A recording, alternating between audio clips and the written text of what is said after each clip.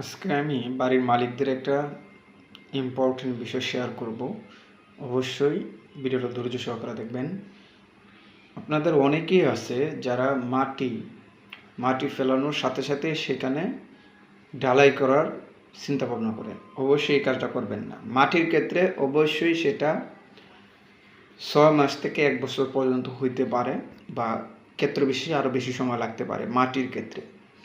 আর যদি সেটা হয় আপনার বালি দিয়ে ভরাট, অর্থাৎ বিটে বালি ভরাট করছেন, তাহলে সেটা কমপক্ষে 1.5 মাস পরে আপনি ঢালাই দিবেন। বিশেষ করে গ্রাউন্ড ফ্লোরে এটা বেশিরভাগ অঞ্চলে, বিশেষ করে গ্রাম অঞ্চলে এটা করে থাকে মানুষে। বিশেষ করে ঠিকাদাররা তাদের কাজ তাড়াতাড়ি করার জন্য এটা করে ফেলে। অবশ্যই 1.5 মাস সময় কমপক্ষে নেবেন বিট বালি যদি আপনি ভরাট করে থাকেন, এবং সেটার উপর অবশ্যই পর্যাপ্ত পরিমাণে পানি দিতে হবে।